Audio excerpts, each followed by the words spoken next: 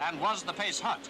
The average for these aces in the Grand Prix is well over 90 miles an hour. And here's a flash of Hawthorne and Fangio, number 23, in a neck-and-neck encounter, Ferrari v Maserati. The racing drivers. When I was young, far away in Australia, I admired these men so much that I never even learned to drive. Racing drivers got most of the girls and all of the glory. If I couldn't be a racing driver, why drive at all? So I took the train. Besides, it was a lot safer.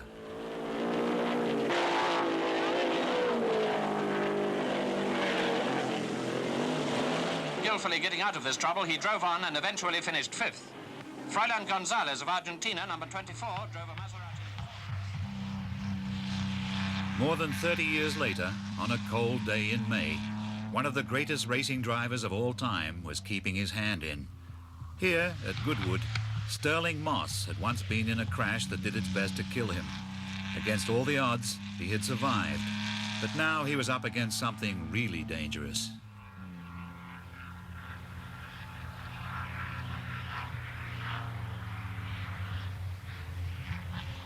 The organisers of the Australian Grand Prix had invited me to participate in the Celebrity Challenge saloon car race in November against experienced high-speed drivers like Greg Norman and Rowan Atkinson.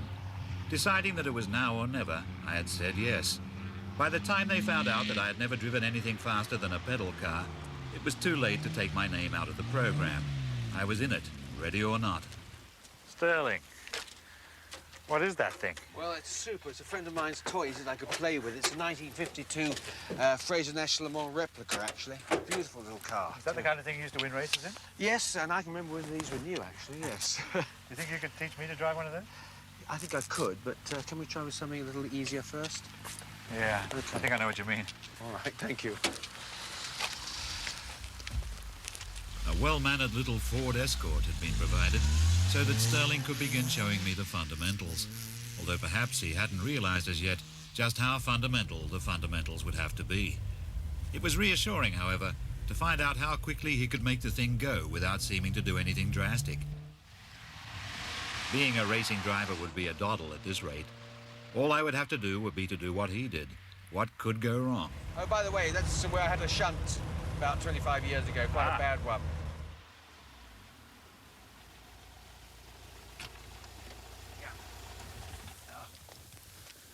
As far as I remember, and don't forget I have an island amnesia, for about 6 months I came round that corner here, couldn't make it here, and I reckon, and I don't know this for sure, I reckon I finished up a roundabout where that bush is. So in other words, it just wouldn't come quite, you know, I was off the straight, I started to go round, but it didn't make it. Here was a timely reminder that motor racing can be even more dangerous than the motorway on a Sunday. Sterling Moss almost died in that crash. When they finally cut him out of the car, he was in worse shape than it was. Was driving more dangerous in those days than it is now? It would appear that it was because the cars weren't so good. You know, the cars, when my car completely crumpled. I mean, if I'd been in a modern car, I'd have been racing next day, no trouble at all. And of course, we didn't wear seatbelts because of fire. But I think that, I don't think racing's more dangerous any time than another, actually. I think the cars were because they were not, you know, fire was a hazard and they weren't as strong. I'm going to be all right, aren't I? Oh, racing is not, believe me, it's safe. Unless, of course, you make a mistake. That's the problem. And I hope you won't. So do I. Oh, come on, let's go. You go behind the wheel this time. All this was very sobering, and I reflected that I might be getting into a tight spot in more ways than one as I climbed into the Escort's nifty little driving seat. On top of this, there was the embarrassing prospect of Sterling Moss finding out just how little I knew. I can't quite figure out the pedal. That's the accelerator. That's the accelerator. But I can't tell which one is the clutch or the brake. The one next to the accelerator is the brake. Oh. So remember, you stop and go, they're close together. Don't please get those muddled, otherwise I'm going to be nervous. Okay, yeah. Right. That's this. Right. Right, that's that one. That's that one. Okay. You don't need to push it until you're in. No, start her up and then you can put it down, doesn't matter. Okay. I just turned the key. Turn it away from you. Good man. That's not so much. That's, you see, it's delicate. Yeah. You've got to have a little bit of care, right? Yeah, right. All right, now put the clutch out. That's this one. No, you don't need revs yet. You're not even thinking of going. Slowly. Right, now you lift off. It was a wonder he didn't give up on the whole idea right then. Perhaps he thought I was joking. At first he laughed as if I was just pretending. When he realised I wasn't, I think he felt pity. I was sweating from the effort of finding the controls. It's a little bit jolty, that's all. Right, go on up into third, across the centre. That's too far. No, not too far. Just let it take itself into the centre. That's it. That's good. Right, Doubting whether I was fit enough to put on a helmet without falling down, Sterling took me to the Cannon Sports Club, owned by my great compatriot, the champion distance runner, Ron Clark. We've got a very short while, relatively, to teach him to drive and to get fit. And I want him really fit, and I'm not, you know, not just a little bit. What can you do to help us? What we need to know from Clive, and given to me, is A, sort of what he's doing now, and we have to really test him to find out just how that reflects on cardiovascular fitness. At the moment he's riding, he's not racing yet. I don't really do much. I intend to. I always intended to, but I jogged for a while, but I found that it exhausted me. Yeah. So I had to cut that out. I cut that out just in time. But you swim or I had a swim this year, yeah. Had a swim this year? Yeah. Right, so it's not a regular type thing. No, I'm afraid not. I wish it were. I'm not in great shape. Right. And, unless I saw myself out by Adelaide, there's going to be trouble.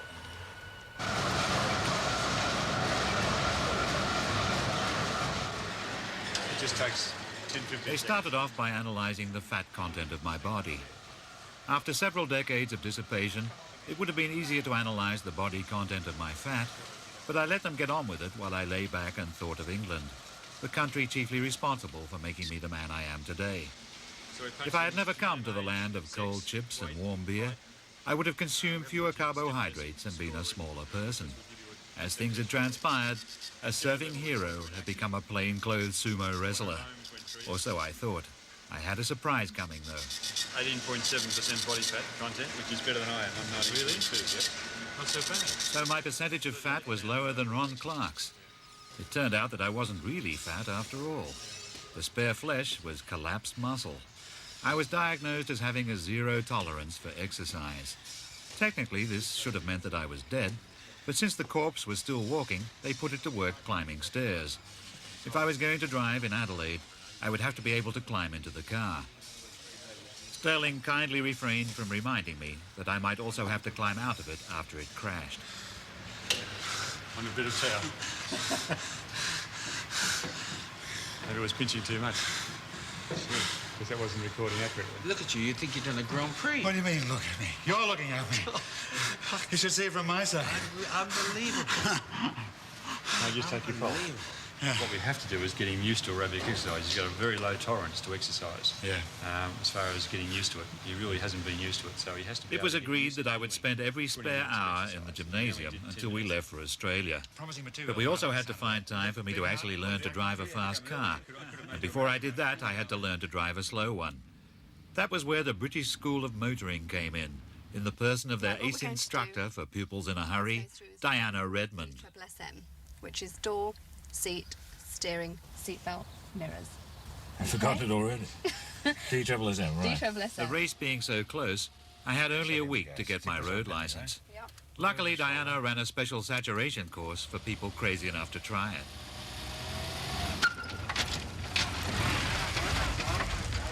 Hey, it worked. Fantastic.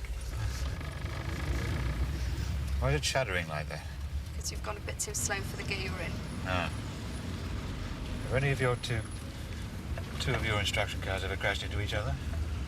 Not with me in the car, no. I'm sure they have, though. On that first day, I had 9 hours of instruction, and at the end of it, I could already find every one of the car's 4 forward gears by the advanced driver's trick of looking down at the little map on top of the gear stick. Right, ready now. Lift, come on, up, straight away. Come on. That night, I was back in the gymnasium and very glad to lie down. But an officious woman kept disturbing my slumbers. Come on, one more. Come on, you can lift. Right up. Hold it. Now, slow. In Adelaide, if I ever got there, it would be 100 degrees inside my overalls, and I would need strength just to turn the steering wheel.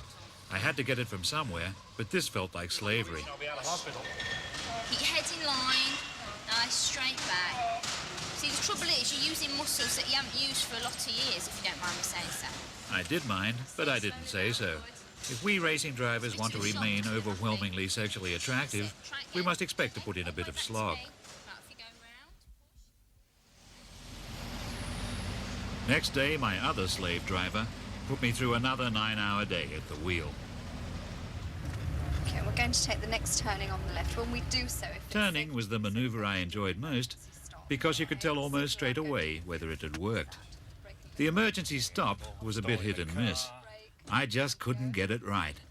Either I did it too slowly, as if the emergency were an attack of boredom, or else I trod on everything and Diana disappeared into the glove box. Very good. No, I put the clutch in first. My only stroke of luck was that Sterling was out of the country, commentating on the Austrian Grand Prix. You're lying. It's better than the first one we did, Oh, is but it? faster.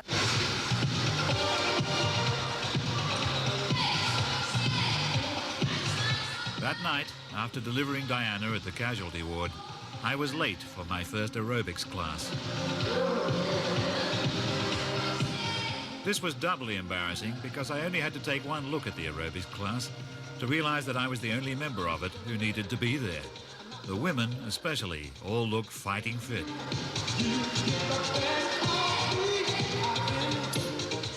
I felt silly, but I could console myself with the thought that on race day, I would be concealed by my glamorous racing overalls, if I could fit into them.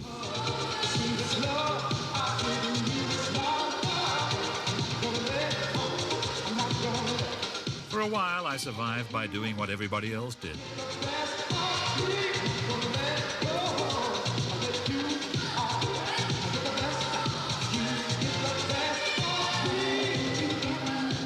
But they went on doing it for a long time.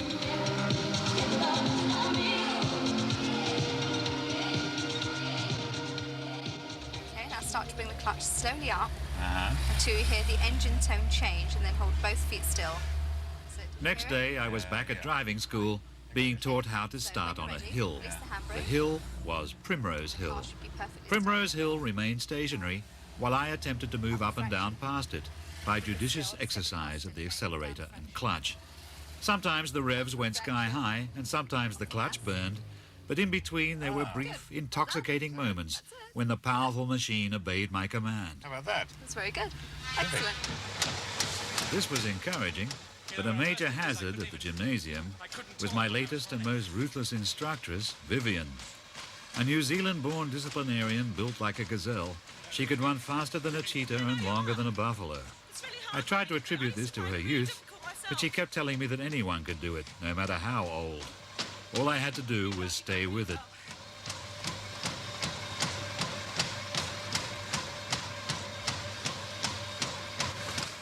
Vivian was the kind of girl I confidently expected to zero in on my charisma once my glistening dome was hidden inside the heroic helmet of the racing driver.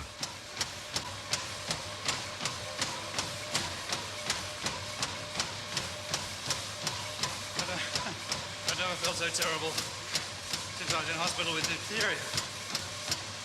Are you sure this is good for me? Yeah, it's gotta be good for you.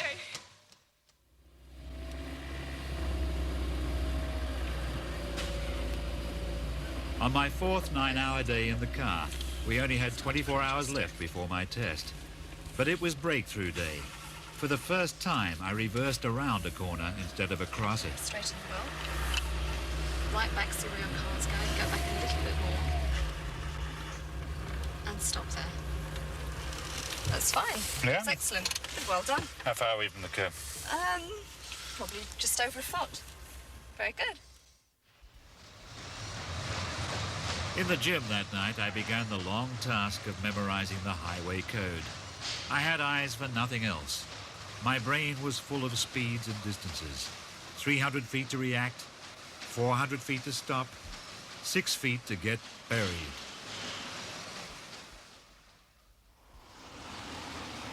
Test day dawned and I felt strangely detached, mainly because I hadn't slept a wink. But Sterling was back from the Hungarian Grand Prix and he soon wound me up again. You don't really consider I'm fit for the road, do you?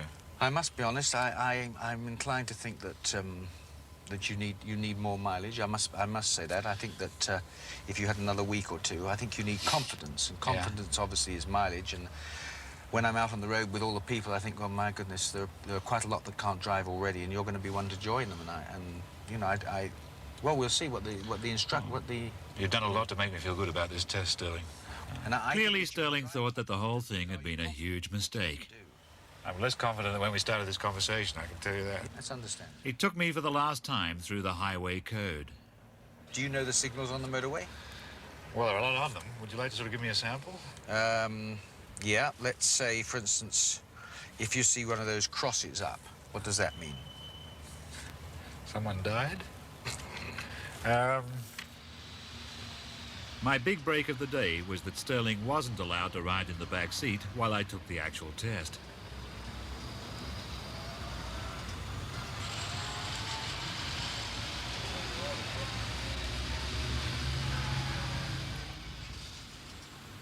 The tester wouldn't even allow my camera crew to trail along behind in another car.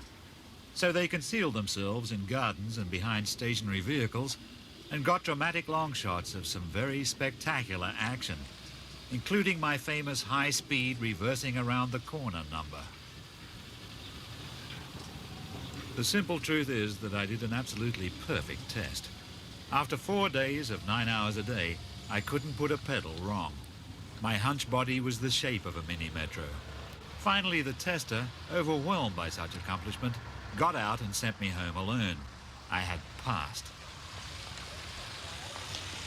Have you done it? Have you done it? Fantastic. I couldn't believe it when I saw it. Unbelievable. I don't believe it. No. It's something about it. Makes us terrified of what might be happening. Terrible. After expressing his surprise that I had passed, Sterling never made it quite clear whether he thought that I had done well or the authorities had done badly. I thought it went very well. He gradually got paler as the test went on, but didn't seem to think I made any major mistakes. But with race day looming, there was no time to enjoy my triumph. Ruthlessly, Sterling moved me on to the next stage of becoming a racing driver.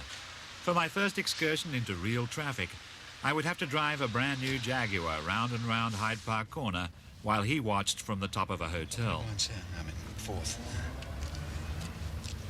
So big. It's the first car I've driven that's got corners on it. Try and remember that that bus 10 feet behind me is actually right on my bumper. Look at them. Halfway round that enormous roundabout, I was ready to give up all idea of being a racing driver. To drive in a race means having other cars around you all traveling at high speed.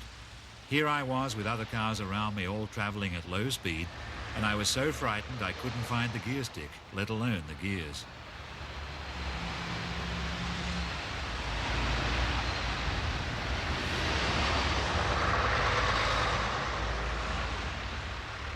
I tried to use the handbrake to find second gear, and all of a sudden, nothing happened. Stall? Oh, God. Very humiliating. There's a man behind me showing obvious signs of impatience. Sterling reassured me that if I did the same thing in Adelaide, the other drivers would be in no danger. They would just go straight over the top of me.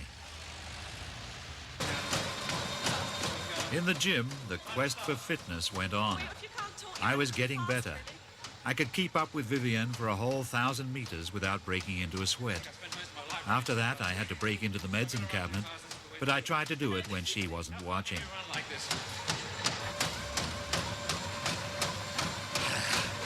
must say I've got a lot better at this. Alas, Vivienne still showed no inclination to fall at my feet, either from exhaustion or from anything else.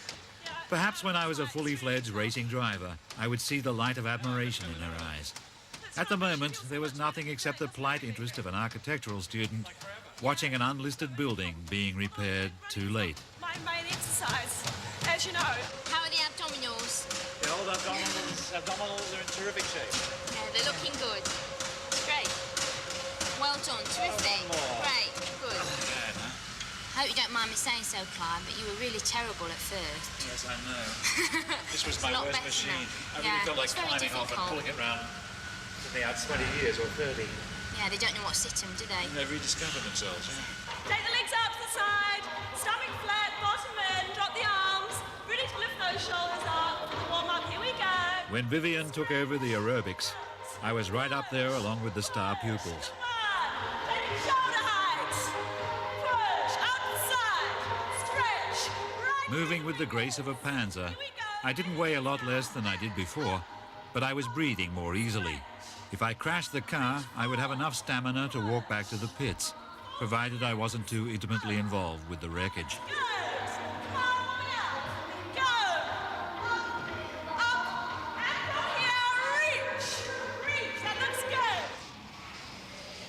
Back on the track at the wheel of the Jaguar, Sterling now buckled down to the crucial task of showing me not just how to go, but how to go fast.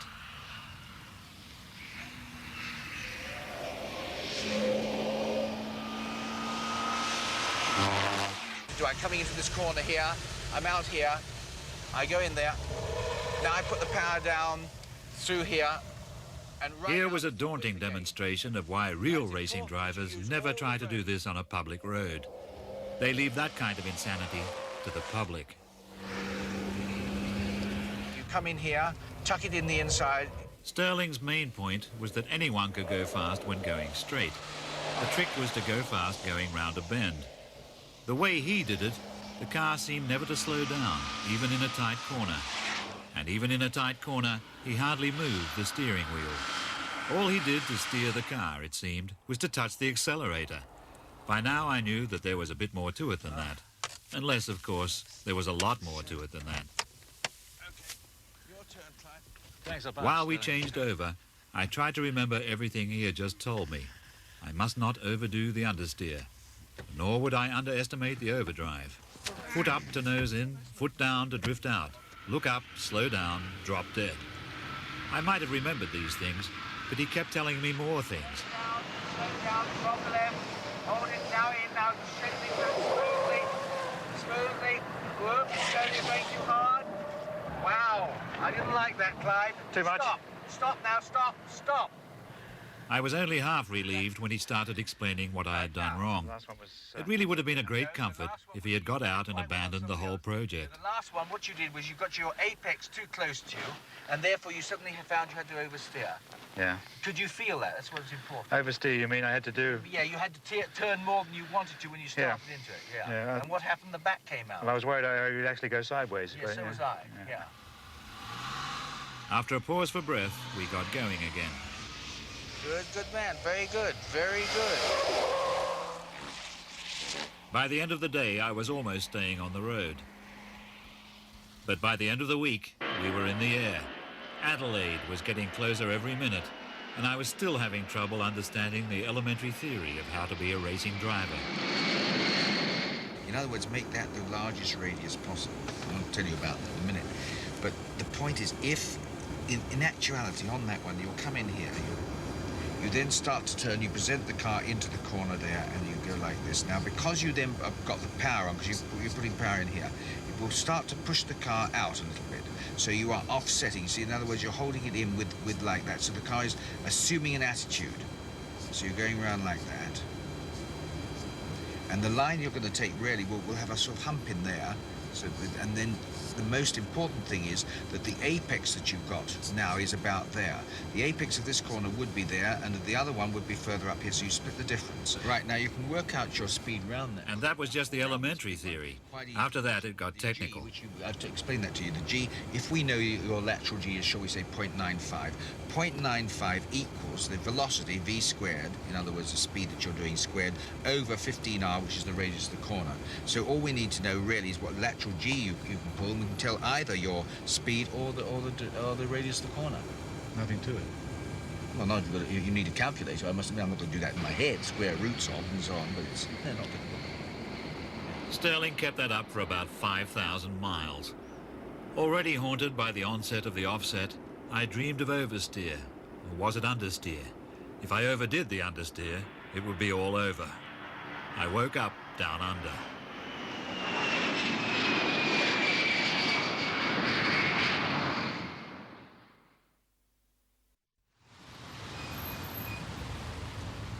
On the outskirts of the beautiful city of Adelaide is the not very beautiful Adelaide International Raceway. The Grand Prix circuit is in the middle of town, but none of us would be allowed near it until we'd been taught how to stay alive. The International Raceway houses the school where they do the teaching. Sterling had taught me how to get the car around a track. Now the Australians would teach me how to do that when the track was occupied with other cars as well. The same sort of cars we would drive in the race were in plentiful supply so that we could get used to them.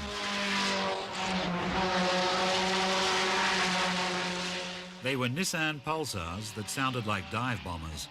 The mere noise made me want to jump into a slit trench and wave a white flag. But some of the celebrities have been driving fast cars all their lives. Greg Norman could already drive very fast before he started having lessons from Nigel Mansell. Rowan Atkinson, like the Prince of Wales, has owned a succession of Aston Martins since he was in kindergarten.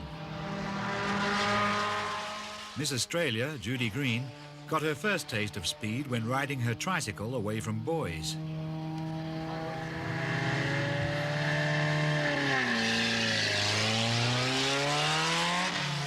Sterling made no secret of being worried about my chances of staying alive in this company.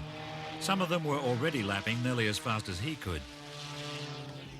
Nor did he seem very willing to admit that I looked the part, even though, with my new trim figure, I got into the overalls after only a brief struggle. It was all very well for him to smile secretly. He had no idea how long I had dreamed of wearing this kit. His white helmet had been drawing the girls like moths to a lighthouse for almost 40 years. Let's get into the system of hand out and point. I went to join the briefing session conducted by the head of the school, Jim Murcott. The emphasis seemed to be on us not killing each other before the big day. As you're coming around, you're pretty busy coming out here because you're watching the tack because it's coming up close to 6, just coming into the straight. Do try and glance across to the pit lane here in case there's any communications we want to get across to you. Greg Norman had already lapped fast enough to impress his instructor. I don't know whether that's any good or not. It's a lot better than but I'm working on it. I'll beat you in the spirit of competition. Good all right. Okay. Rowan Atkinson then went out and did one casual lap to learn the course, after which he straight away did a lap fast enough to impress his instructor.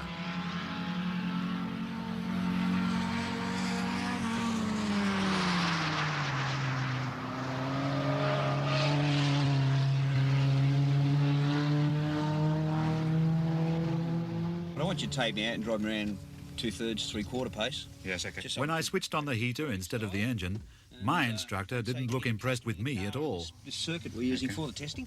Finally, I found first gear and off we went.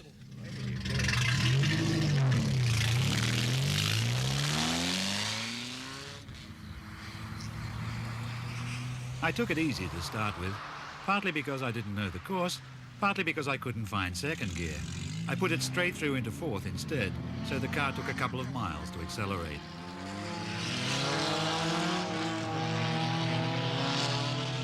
Going through the long turn called the Bowl, however, the car picked up speed, and I was going fast enough down the long straight to impress myself at any rate, when suddenly Rowan Atkinson and Miss Australia went past me as if my car was still being serviced.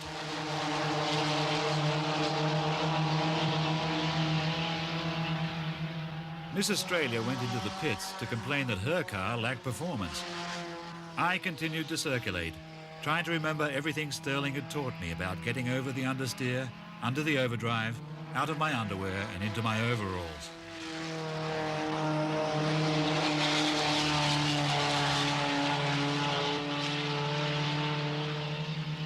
You know Clive, Jim. Meanwhile, Sterling, instead of paying attention to this crucial segment of my learning curve, had decided it was more important to conduct research into the strength of the opposition. Should we do the race? Such a sure. He said, well, the downside is I don't know how to drive. He'd never driven.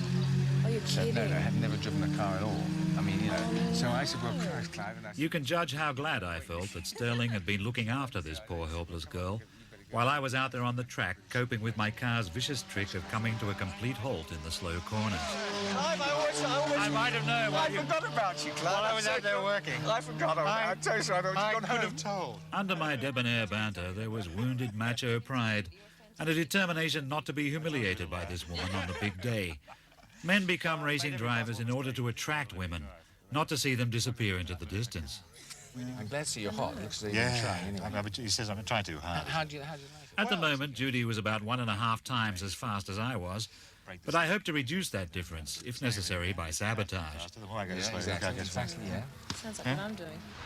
Meanwhile, away from the circuit, the racing driver tag had started to work its magic. We're about to roll. Stand by to cue Amanda.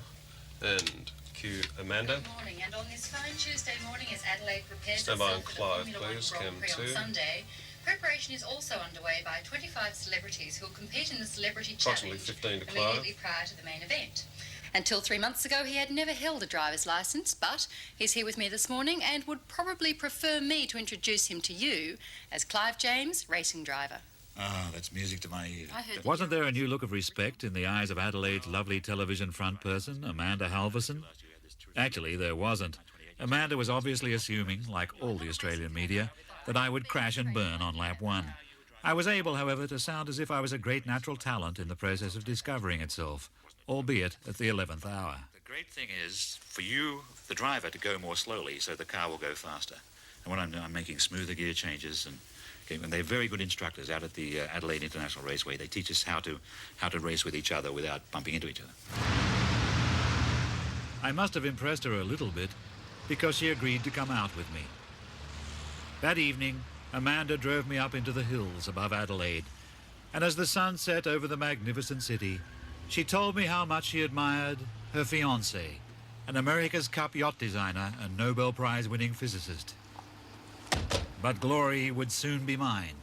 In 3 more days, I would be a racing driver. The vista right across. It is fantastic, isn't it? There can't be any other city quite like that. It's so flat. And yet there's a hill to look at it from.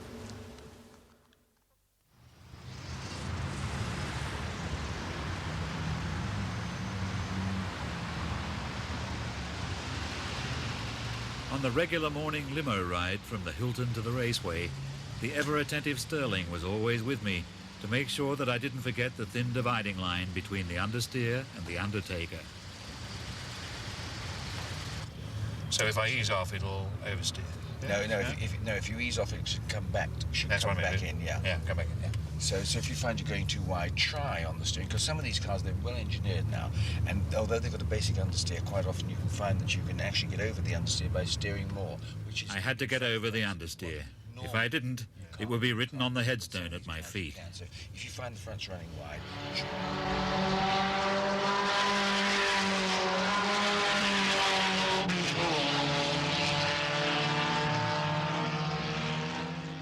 With the big day so close that I could smell my own fear, we were getting down to the fine technical details, which could mean the difference between finishing the race and finishing in hospital.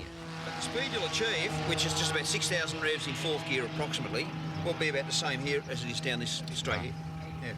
So how fast will that be? Oh, I don't care. Doesn't matter. No. Who cares? It's 150, 160 or whatever. Who cares? Yeah. See, that's the way we blanked off the speedos. Right. Because we found drivers were coming in and saying, oh, yeah, I was doing 154 down the back straight. You say, well, who cares? That's what cares. Right. What was your lap time? Yeah. And what's your continual lap time? Not how fast can you do 1 lap, but how fast can you do 5 consecutive laps, etc. So the speed down the straight, you don't need to look at the speedo, so we cover it up. Good. I'm all for that. I was all for that because if I had seen the speedo, I would have been scared to death. In the long bank corner called the Bowl, Judy Green went all the way through with her foot hard on the throttle. On the same corner, I trod on the throttle too, but only because I had first trodden on the brakes. My car made more noise than hers, but hers gained a full second every time. Out on the twisty bits, however, I could almost catch her if I forgot about how fast we were going and just carefully watched her rear end. Then we were back again to the Bowl, and once again I hit the brakes. By the time I got back up to speed again, she was far away in front. Still, I was learning something. I was learning that what matters about racing against other cars isn't the absolute speed with which you're all moving forward, but your speed relative to each other. Even when you're all crowding into a corner at 90 miles per hour plus, you'll be beaten out of it by the man or woman who goes 1 mile an hour faster. And the 1 mile an hour must be got by smoothness, not just by hitting the brakes later than the other guy, but more evenly so they don't lock. If you take the corner at just the right rate, just the right point, the next straight starts early. There's an aesthetic satisfaction to it. It's an artistic thrill, and I experienced it for the first time that day, when I at last found the courage to go into the Bowl full speed without touching the brakes. I just backed off gently on the accelerator, nosed the car in on the oversteer, and squeezed on the power. The feeling was blissful. The car was floating, It was going flat out, but it was drifting like a bubble. After that, the car felt a bit funny, and so did I. So I came in to get some praise. You know you've got under 63. Congratulations. Under 63. Under 63, huh? Yeah, under 63. Now will you dance with me? How about It's paying off, isn't it, though? Huh? The car went... What did you do over there? Well, I put a wheel over the edge after the second gear corner, and after that it felt slightly unstable, as if there was a little fault in the alignment, so I thought I'd better come in. But did you hit it? No, it was over in this corner. No, I don't think it was anything. I mean, it's going to be something... Clive, your sensitivity amazes me. Fancy you got a flat. I thought it was going to be something a bit more subtle than that. That's a flat. It was upsetting to discover that if I had stayed out for another lap, I might have stayed out for keeps. Clearly, I was not yet at one with my machine. That's a good idea, thanks. That coming out of my head. Though it was high noon and very hot, Snaking one with the reverse camber. Greg Norman looked cool. You come down through the S's here, and then you brake hard, and you're supposed to turn and not go down the hole. I go down the hole Every time. Every time. And out of the hole, not A little too fast. But underneath, he was worried. He knew that I was his main threat. Not to beat him, but to crash into him.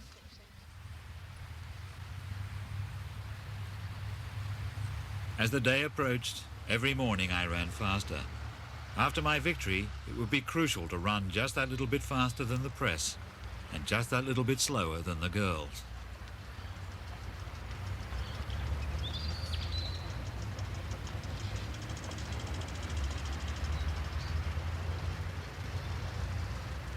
We're going to practice the system so that everybody's got the system going properly. I'll do that. Now that we all theoretically knew how to get around the track without hitting the wall, it was time for our first 4-lap mini race. This was a big step on the way to the real race, because now, for the first time, we would all be leaving the starting line at once, or nearly at once. And you can usually count about 5, 4, 3, 2, 1. Green light.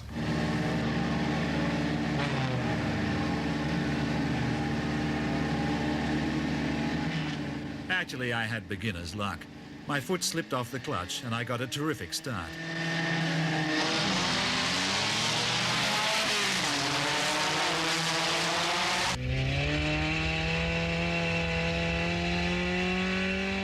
Starting 6th on the grid, I had 5 cars to beat.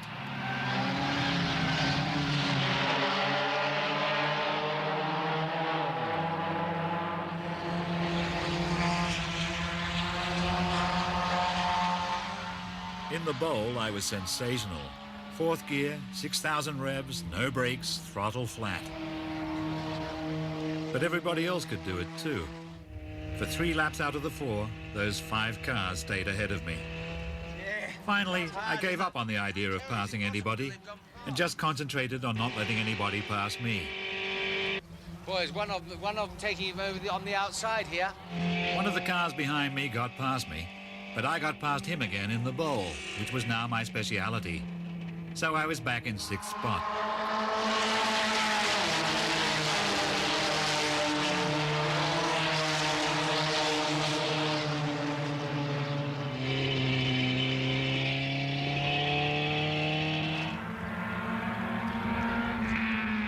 On the last lap, I had a stroke of luck.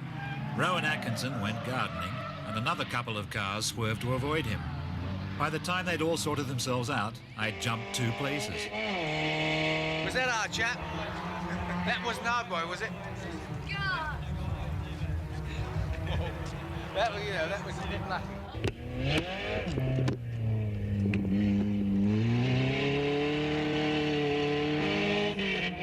Greg Norman won, with Judy Green second.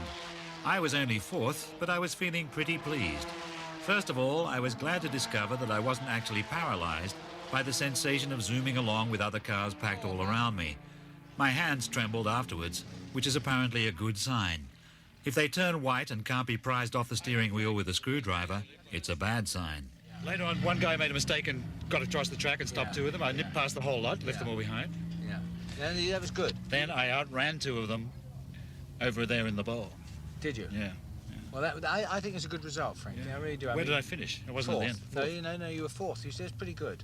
The time before you were The guy who last. took the other 2 off helped me, though. Yeah, well, but they were that's trying true. too hard, weren't That's they? true. Yeah. I profited from the error. I didn't stop and jump out and help. No, but the point...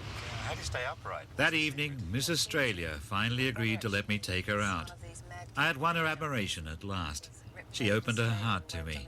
She told me all about the man she was going to marry. He was a millionaire brain surgeon who flew jets and who had promised her that after they were married, he would buy her a real boat, not a runabout like this one. My newfound pride, however, was hard to dent. An objective observer might even have said that it was out of control.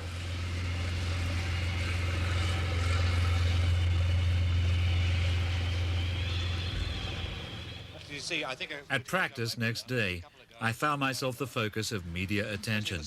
They were calling me the Ayrton Senna of Sydney. Though I did my best to play it down, privately I agreed with them. I felt dangerous. Sterling kept telling me that I was dangerous, but I put that down to jealousy. And then, Where are you from? Originally, Yeah. England. I know that. Which part of England? At the party that night, in the presence of suitably awe-stricken female company, I got carried away. I went second gear at the top of the straight, long straight. Up into third, accelerating hard in third, 6,500 revs indicated, and I pulled into reverse. My compatriot, ex-world champion Alan Jones, was ready to acknowledge that a new racing driver had emerged from down under. Nice if they did. I could have dropped back looking for a clear badge. God, he sounds like a racing driver, doesn't he? Dawn on the day of qualifying found me quietly confident. Physically, I'd not felt better in 20 years. Mentally, I was prepared for the awesome possibility of actually winning.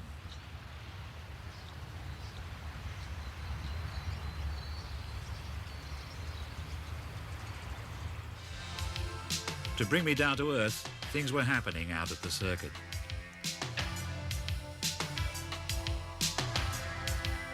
The real racing drivers were arriving for their day's work. Our race would happen between their practice sessions. Their cars had 10 times the power of ours and could go 3 times as fast. I could have put up with this more easily if they hadn't been half my age, but they were very kind about putting up with me when I pestered them for tips.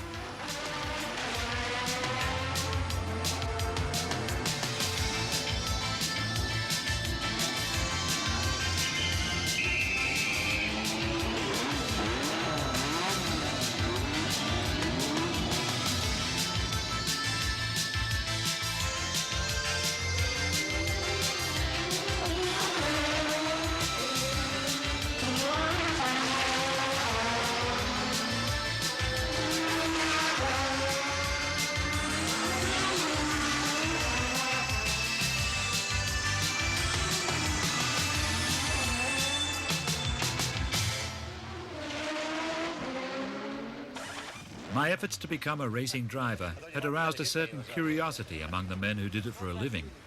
The brilliant Brazilian Ayrton Senna, for example, has little respect for journalists, but now that I was a racing driver, he seemed positively friendly. I asked him what he thought my prospects were in the Celebrity Saloon Car Challenge race. His answers, delivered in a strong Brazilian accent through a thick layer of fireproof clothing and a helmet, were not entirely intelligible, but I think he was saying that I couldn't lose. Anyway, the word lose kept cropping up. I'll be good, I promise. Okay. Talk to you again later. I want you to give me a few tips on my own race, you know, because I'm in the celebrity.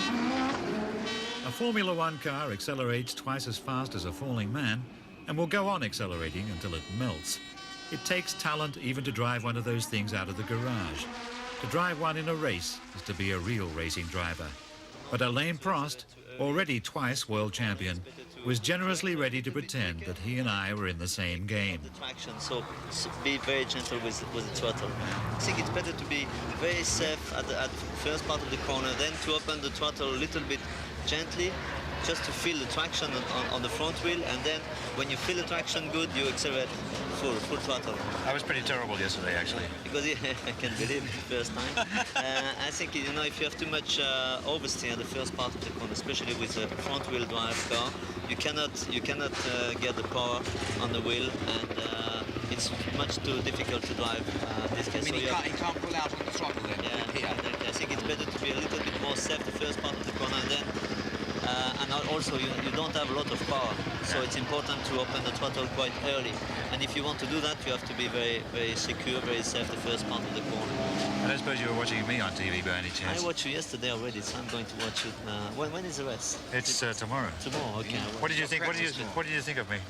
It was not too bad on TV, Really? but you have a good picture. Yeah. Thanks a lot. Good. So Thanks good a lot. luck. I'll do all that. I watch you, huh? I'll do all that. I'll lift off the throttle, Jen. I got it. Okay. Not think too much anyway. Okay, right. Let's go. Yeah. Well, you want to try and stay on the line because it's very dusty offline. And, I mean, we had an absolute epidemic of spins yesterday. Another source of advice was former world champion James Hunt. The other thing to do is to remember, for Christ's sakes, keep your eyes shut.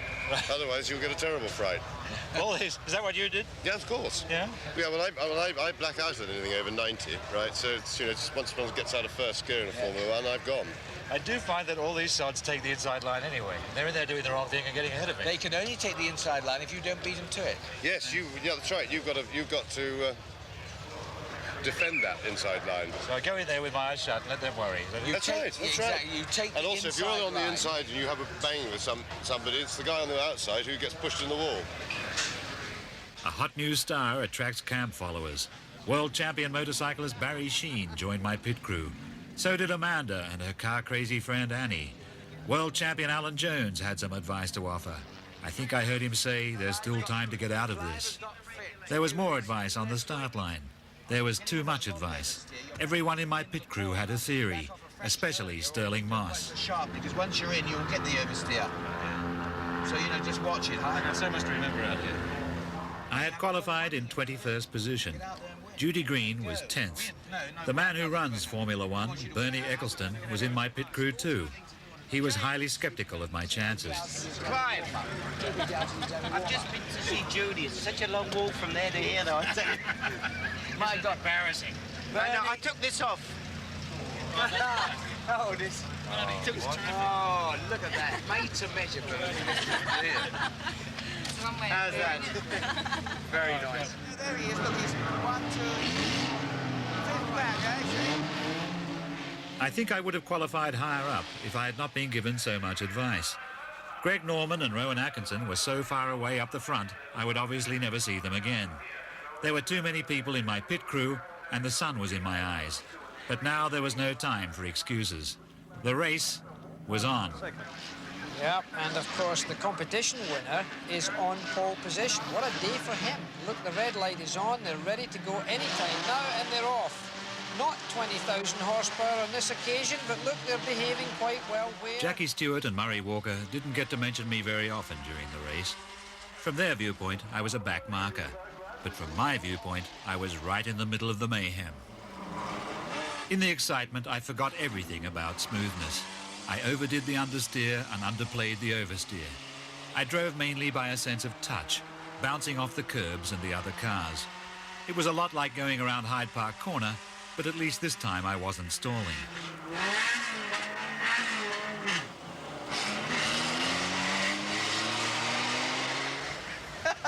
We've got a nice signal from here. We want it easy with cool roofs. I improved one place when a front runner overdid it in the S-bends.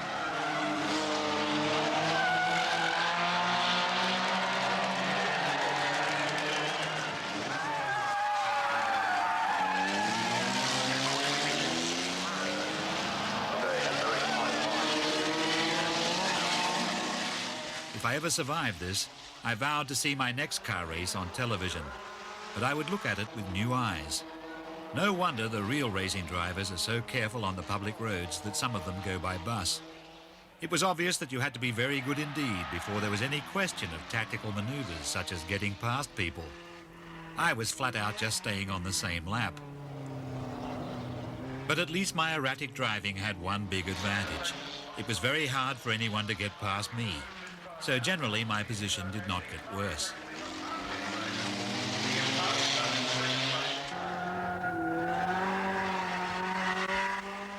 It even got better when yet another front runner rammed the scenery. Place is Cameron Dado. And there's been a bingle. He seriously shortened his car. Rob de Costello. Up I went from 20th to 18th. At this rate, if the race went on long enough, I would win it. I went back down again to 19th when I tried a heel and toe gear change in the S-bends. This maneuver enables you to hit the brakes and the accelerator simultaneously. I missed them both simultaneously. My pit crew knew the truth, but they put on a good show for the public, almost as if I was in with a chance. I wasn't, of course. I never had been. If I had gone on fooling myself, I would have killed myself. The front runners were so far ahead that I could already see the first of them in my rear-view mirrors. I had even given up on my dream of catching Miss Australia. I had finally figured out why she was always so far ahead of me. It wasn't just because she was young and brave and had been driving most of her short life. She also had more talent. That's the cruel and crucial truth about being a racing driver. Racing drivers are made, but they have to be born first. And I was born something else. Even when physically trained up to peak condition, I was mainly designed to settle down with a good book. Being a racing driver was the most thrilling thing I had ever done, and I couldn't wait to do something less thrilling as soon as possible.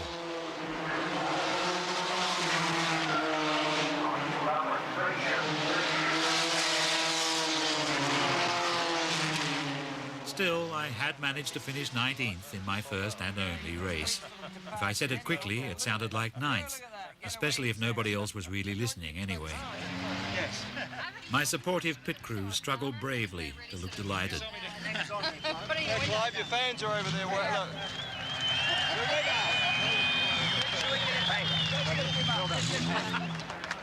Nobody had even heard of the winner. He was the world's least famous celebrity. But on the day of the race, those of us who had seen our names in the papers a few times more often would have given a lot to be him. Could be me. Greg Norman would have given a tournament. Rowan Atkinson would have given a TV series. I would have given the earth for a bit more of that adulation. But for my one day as a racing driver, I'd had it. Even Sterling Moss assured me of that. As a racing driver, he said, "You've had it."